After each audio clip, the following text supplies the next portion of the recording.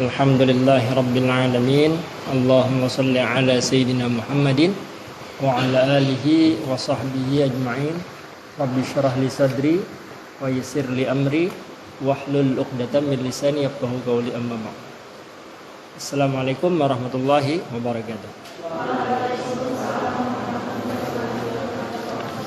Absen dulu ya. Abdur Rauf Rahmatullah, Ahmad Irfan Saufi Al-Mubarak, Ahmad Sani, Alia, Ferdi, Airul,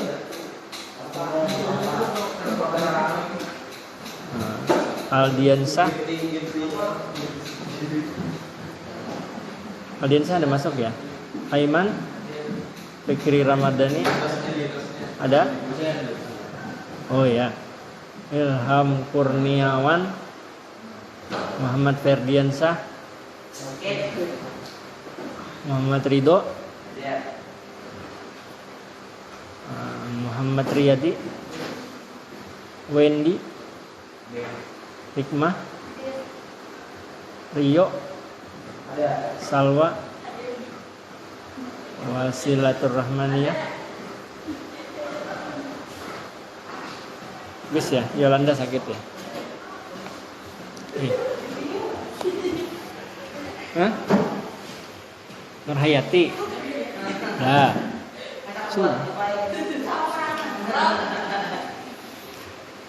Oke. Hari ini ulun mau menjelaskan materi tentang masih kaitannya dengan materi pembelajaran kita, yaitu ulumul Quran, Al-Quran. Yang perlu ulun jelaskan di sini adalah masalah adab membaca Al-Quran. Yang pertama, kalau kita mau membaca Quran, kira-kira apa yang harus kita kerjakan? Berwudu. Bolehlah orang membaca Quran tanpa wudu, boleh? Nah?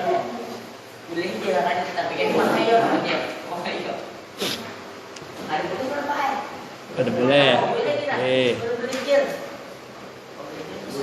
Boleh enggak membaca Quran tanpa wudu? Itu boleh enggak? Boleh.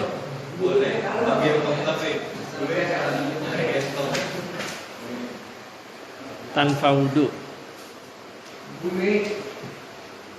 Boleh. Kalau pian tadi apa boleh? Membaca Al-Quran tanpa wudu boleh apa tidak? Tergantung. Ya, tergantungnya tuh kayak gimana?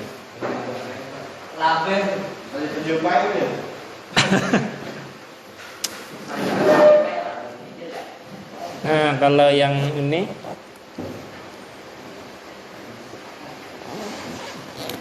ini namanya mushaf Al-Quran.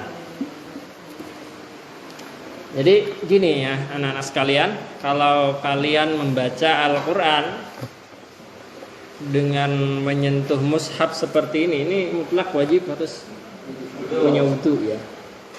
Karena menyentuh mushaf seperti ini tidak boleh kalau tidak ada wudu. Jadi kalau membacanya dengan menyentuh mushaf seperti ini, ya ini harus berwudu. Hah? Kenapa? Ya sama. Nah, kalau menyentuh mushaf, ini mushaf yang disebut mushaf ini adalah yang di sini Al-Quran, yang Al-Qurannya satu sabijian. Yang satu buku ini Al-Quran beradaan, mushaf ngarannya. Tapi kalau kayak buku Pae itu kan campur. Ada Al-Qurannya, ada hadisnya, ada penjelasannya. Nah, kalau seperti itu bentuknya, maka menyentuh buku Pae itu kalau tanpa wudu boleh saja, tapi adabnya kurang gitu kan. Boleh nyentuh buku pai tanpa wudu tuh boleh, cuman adabnya aja yang kurang. Nah kalau ini tidak boleh disentuh kecuali sudah berwudu. Kenapa jadi gitu? Karena di sini isinya Al-Quran 100%, Al-Quran full ya. Al-Qurannya Al-Quran full.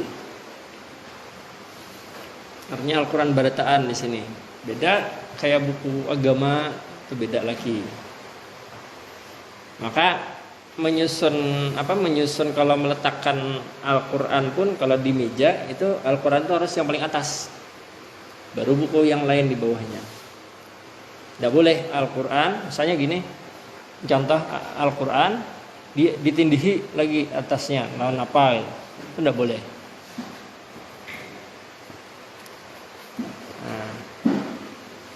Ini Al-Quran itu kalau pian ma'andak birak itu harus yang paling atas. Al-Quran itu adabnya. Jadi kalau membacanya, kalau pian mau membaca Quran menggunakan mushaf dengan cara menyentuh itu harus berwudu dulu. Nah kalau orang yang hafal Quran tanpa menyentuh mushaf kira-kira boleh enggak tanpa wudu? Boleh, tapi rugi. Kenapa rugi? Karena pahalanya kurang. Kalau mau pahala maksimal itu adalah membaca Qurannya harus berwudu meskipun tanpa menyentuh mushaf.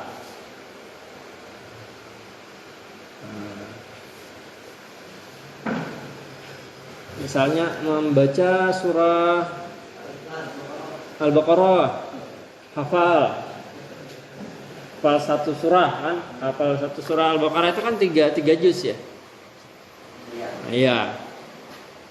Ya, tanpa menyentuh mushaf karena dia hafal boleh. Cuman yang lebih afdal itu adalah dia membaca Quran walaupun hafal tapi juga dengan wudu. Ya pahala, kalau kita mau hitung-hitungan ya, pahala orang baca Quran itu yang paling banyak adalah yang pertama membacanya ketika sholat berdiri. Sholat berdiri baca Quran itu pahalanya yang paling besar.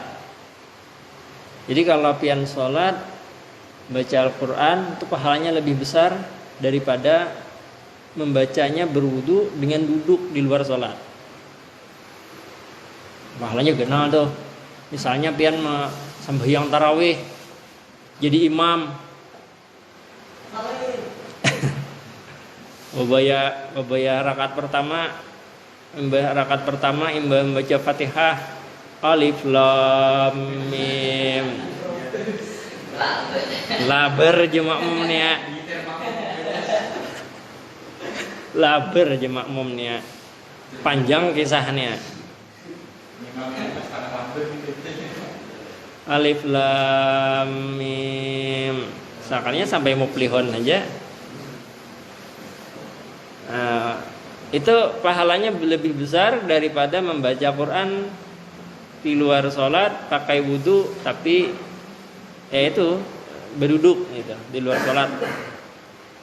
Jadi kalau mau pahalanya yang besar itu membacanya harus berdiri dan di dalam sholat. Kada hafal Pak kayak Pak Al-Quran banyak yang kada hafal, gampang aja. Kan ini banyak aja kalau tulisan Al-Quran tuh yang bertempel di dinding. Jadi tulisan itu ditempel di hadapan pian lagi sholat di dinding. Jadi kan kalau mata kan boleh aja melirik tuh. Mata kan boleh melirik kada hafal tapi melirik kan tuh aja membaca. Makanya di langgar itu atau di mushola atau di masjid itu kan banyak di Pak Imaman itu tempelan-tempelan ayat Al-Quran. Karena ya mungkin bisa karena bisa jadi karena tidak hafal imamnya. Cuman supaya untuk mendapatkan pahala yang ekstra maka ditempel itu supaya dibaca. Apalagi kalau subuh Jumat. Kalau subuh Jumat yang biasa ke masjid atau ke mushola itu kan ayatnya ayat panjang tuh. Surah Sajadah namanya. Itu kan orang-orangnya aja yang hafal itu surah Sajadah. Makanya kalau subuh Jumat itu kalau di tempat kita kebiasaannya ada sujud sajadah. Sujud sajadah tuh napa pulang Pak? Panjang pulang kayak kisahnya itu. Kita kada sampai ke situ kainan itu bahasannya. Jadi sujud sajadah itu adalah kesunnahan ketika kita membaca Quran. Nah, ketika kita membaca Quran ketemu dengan bacaan sajadah atau sujud. Nah, itu ketika membaca ayat tersebut maka disunnahkan sujud.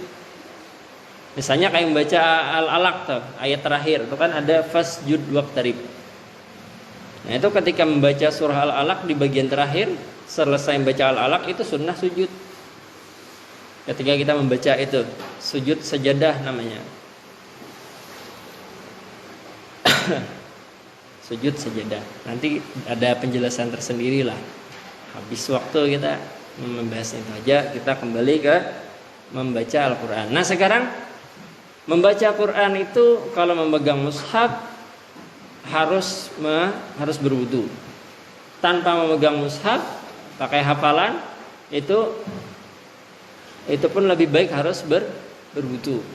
Nah, sekarang kalau menyentuh aplikasi Al-Quran yang ada di handphone, apakah wajib berwudu?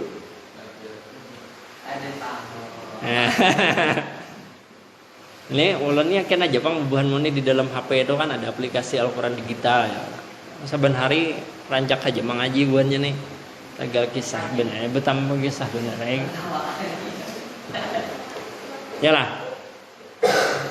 Nah, sekarang gini, kalau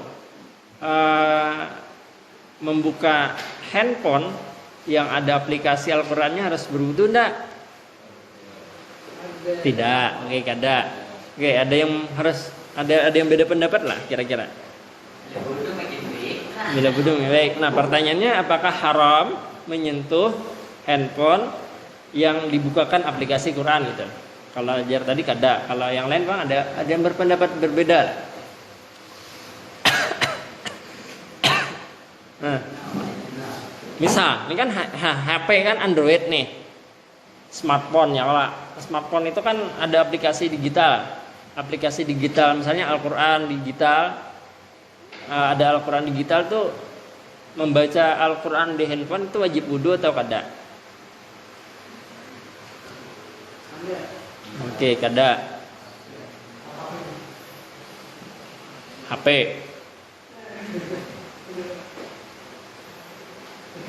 sama ndak hukumnya dengan membaca pakai mushaf? Beda. Kalau membaca pakai mushaf wajib berwudu. Kalau pakai aplikasi Al-Quran tidak wajib. Alasannya? Alasannya kada tahu. Ya, kalau pahala ya jelas beda. Beda.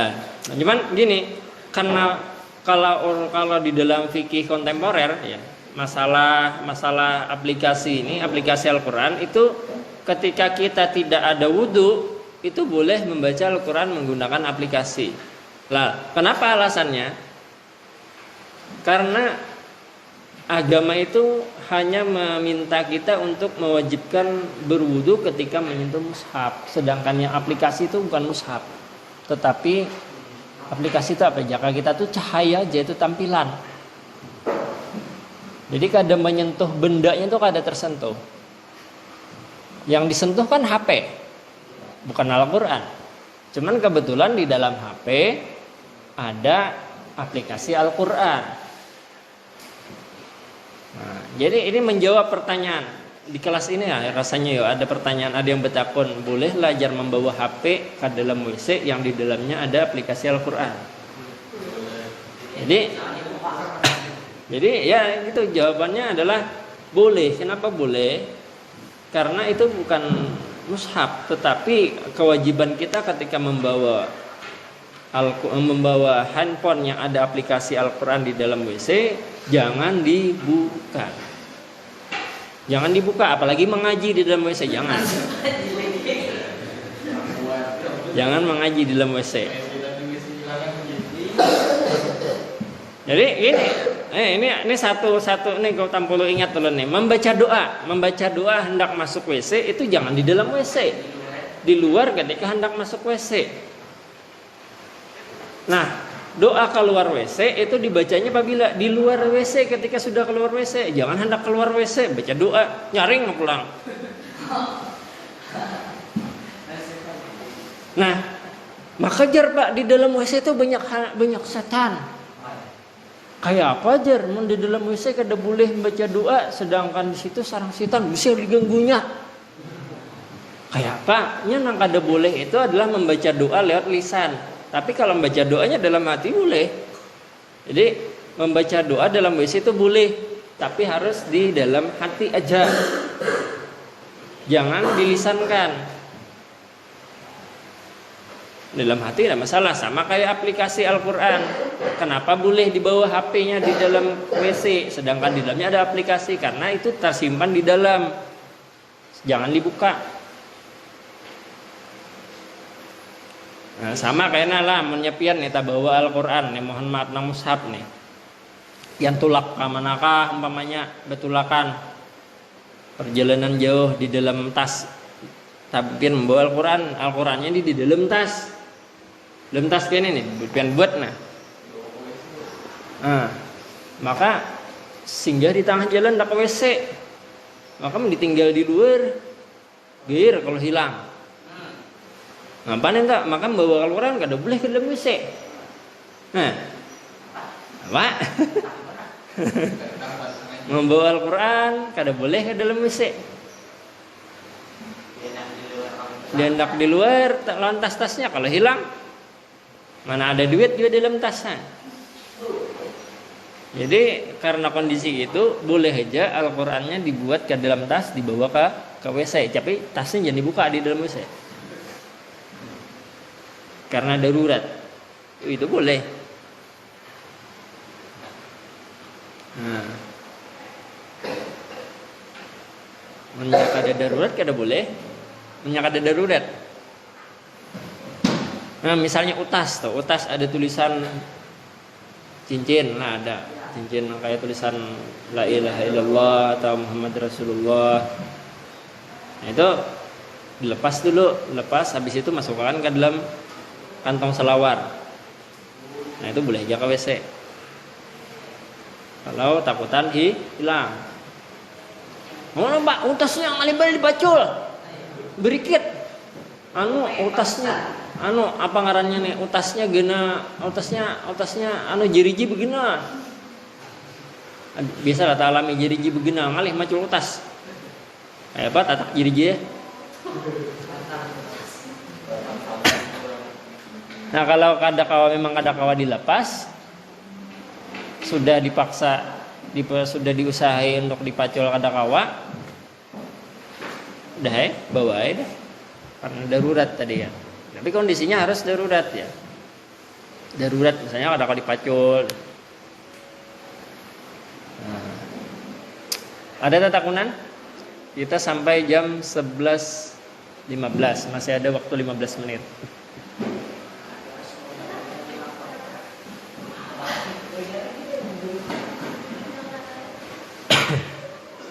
Nah, itu adab membaca Quran ya.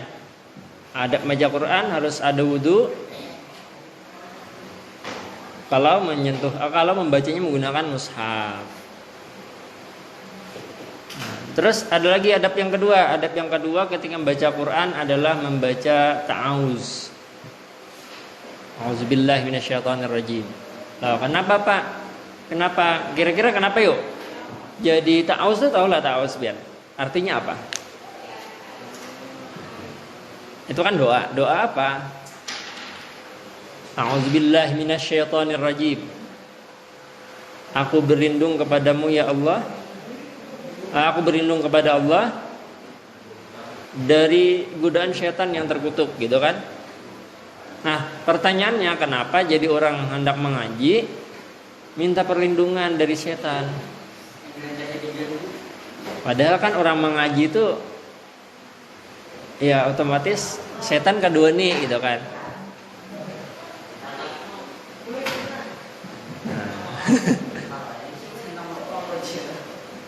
Oh, ternyata begini, setan itu makin rajin kita beribadahnya, makin berhimat menggoda kita nih.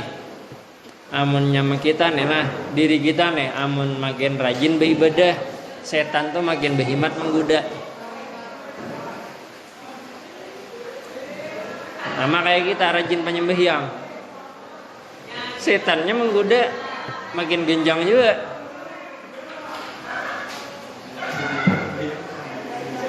Namun nak ada besi sembahyangan tuh ya digoda aja kok jadi setan besti udah.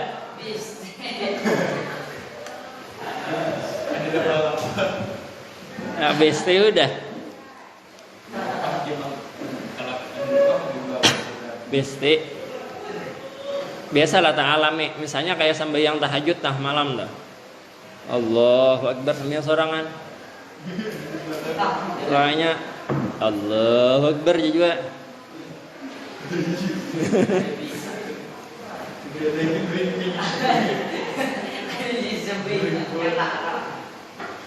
Inya besar ada setan tuh menggoda pintangan situ. Bila kita rajin beribadah, setan tuh makin rajin juga menggoda. Ya kayak itu sudah rumusnya tuh. Makin rajin kita beribadah, makin dahsyat godaan setan. Amunnya kada pak ibadah sudah kulir badahulu, gesan apa? Belapa-lapa menggoda aja setan. Nah, orang tuh bila makin soleh, makin baik, godaan setannya tuh makin guna. Godaannya makin gana ada pasti. Nah, godaannya makin gana. Jujuran tuh ujiannya makin ngalih. Sama kayak orang, nah kayak berhentian nih, kayak kelas 10 naik ke kelas 11, naik ke kelas 12, di kelas 12 tuh makin ngalih kalau ujiannya tak dibandingkan dengan kelas 10 atau di kelas SD. Kelas SD itu kan ujiannya suruh baca ya lah. Mungkin kan ada lagi lebih dahsyat lagi ujiannya. Ya kayak itu udah rumusnya dah. Ya kelas aneh. Subuh ngalih bener bangun. Ya lah. Paling ngalih sembahyang apa nah? Subuh. Kenapa jadi ngalih? Karena bila orang kawa bangun subuh, pahalanya genal. Sampai bangun sambil subuh lah. Ada yang bangun aja kada. Ya baru bangun wara guring pulang. Masih ada yang kayak itu makhluknya. Ini bangun sholat subuh. Ya, kenapa jadi pahalanya genal? Karena di situ untuknya kita guring, antuknya kita guring lah, bangun. Nah, antuknya kita guring, bangun itu ngalih. Bandingkan dengan sholat maghrib nyaman. Asalnya kada guring. Ya.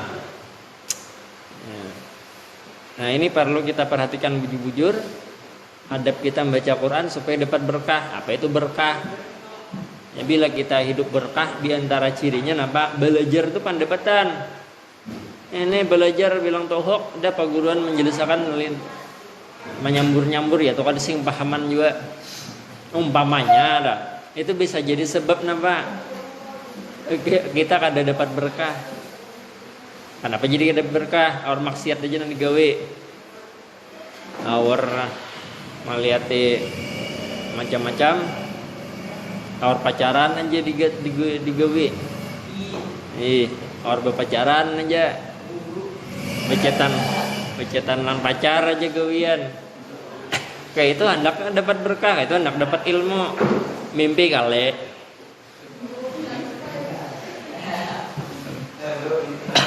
Tapi ya insya Allah, sini saya tahu ulan ya bang di sini ada yang berpacaran di sini. Ini anak-anak baik berita. Ya Allah. Nah, ada tatapunan lah. Oke, ada pertanyaan? Masih ada 7 menit. Masih ada sekitar berapa menit nih? 10 menit lebih. Ada pertanyaan lah?